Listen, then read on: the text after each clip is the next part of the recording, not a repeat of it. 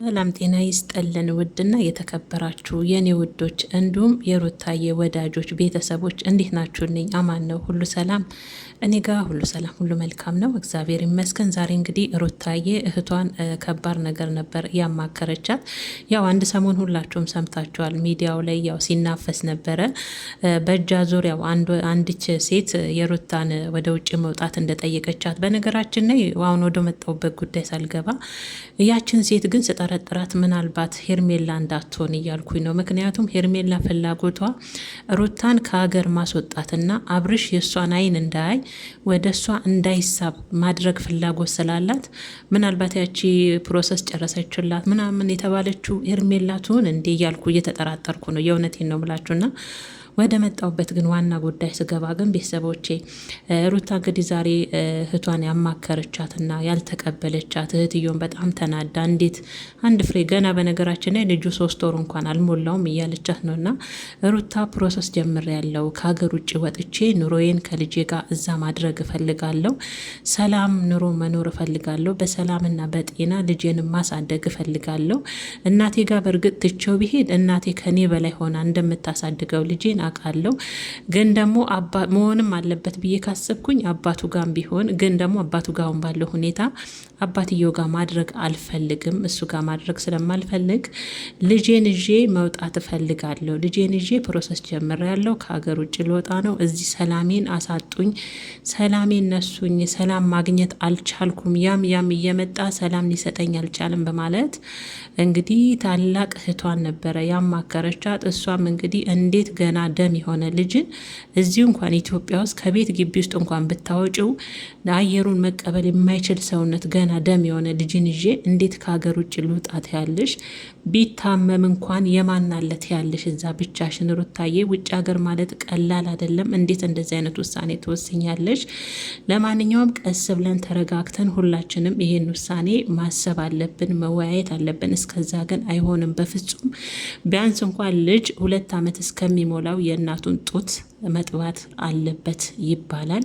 እንዴት ገና ደም የሆነው ልጅ ይዘሽ ከሀገር ልውጣት ያለሽ? በማለት እንግዲህ ሩታዬ እህትም ያው ታላቋ ስትቆጣት ነበር። በነገራችን የሩታዬ መብትና ግዴታሽን ሀገርሽ ውስጥም ሆነሽ ማስከበር ትቻለሽ። ይሄንን ማድረግ ደግሞ አንድና አንድ በህግና በህግ መረጃ እያሽ እየጠሩሽ ወደኋላ እየመለሱሽ ቤት ድረስ እየመጡ ሰላምሽን የሚነሱሽን ሰዎች ዋጋቸውን በህግ እኮ መስጠት ትቻለሽ። ሩታዬ ሰላምሽ በእጅሽ ነን ያለው።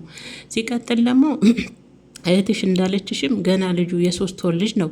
ውጭ ሀገር ማለት ቀላል ነገር አይደለም ሩታዬ። ምንም ቢሆን ሀገርን የመሰለ ነገር የለም። እንኳን ገና የ3 ወር ህጻን ልጅ ይዘሽ ሄደሽ አየሩ እንኳን ቢቀያየርና ያ ልጅ የሆነ ነገር ቢሆንብሽ የማናለት ያለሽ ብቻሽን። በጣም ነው የሚከብደው፣ በጣም ነው የሚከፋው። አይደለም ልጅ ይዞ ብቻም የሰው ሀገር የሰው ነው የኔ ውድ፣ በጣም ነው የሚከፋው። ለማ ብለሽ ነው ለማ ደስ ይበለው ብለሽ ነው ወደ ውጭ የምትወጪው። ያንን ራሱ ባለፈ ፕሮሰስ ተጀምሮልሻል። አንድ እህትሽ ተጣሊያን ነው ከምን ጀምራልሻለች ያሉሽ ራሱ ሄርሜላዋ ልትሆንም ትችላለች። ምክንያቱም እሷ አንድና አንድ የምትፈልገው አንቺን ከአብርሽ ከአይኑ ስር ማራቅ፣ ከሀገር ብናደርግ አንቺን ማጥፋት፣ ስለ አንቺ ስምም ሆነ ስለ አንቺ ምንነት ቅብር አድርጎ ሁሉን ነገር ማጥፋት ትፈልጋለች ሄርሜላ ማለት ነው። አሁንም ስጋት ስላለባት ያንቺ ነገር ገና ለገና አብርሽን ትወስድብኛለች ብላ በስጋት የተዋጠች ሴት ስለሆነች ያንቺን ከሀገር መውጣት እንደውም እሷ ናት አኮብኩባ የምትጠብቀውና ሩታዬ ውሳኔሽ ትክክል አይደለም። ሀገርሽ ውስጥ ሆነሽ ልጅሽን በሰላም በጤና ማሳደግ ትችላለሽ። ማን እንደ ሀገር የኔ ውድ አይደለም። አንድ ፍሬ 3 ወር ልጅ ተይና ብቻ እንኳን ይከብዳል የሰው ሀገር፣ አሁን በተለይ በአሁን ሰዓት ማለት ነውና ሩታዬ ምንም ቢሆን ሀገርሽ ጋር ከቤተሰቦች ጋር ከእህቶችሽ ጋር ያለውን ችግር እየፈታሽ ሰላምሽንና ጤናሽንም ሆነ የሚረብሹሽን ሰዎች በህግ እያስቀጣሽ ህይወትሽን ጥሩ ሰላም ያለው ህይወት መኖር ትችላለሽ። ሰላምሽ በእጅሽ ነው ሩታዬ። ማንም ሰው ላገኝሽ ሲልሽ አትገኝ፣ ማንንም አትመኝ። ሲቀጥል ደግሞ ቤትና ደጃችሁ ድረስ መጥቶ ሰላምሽን ልረብሽ ሰላምሽን ልንሳሽ የሚለውን ደግሞ ህግ ያለበት ሀገር ነው ምንም ያለው አይደል? ማስረጃ እያሽ በህግ ዋጋቸውን መስጠት ትቻለሽ። አቅሟለሽ መቼም አይደል ሩታ?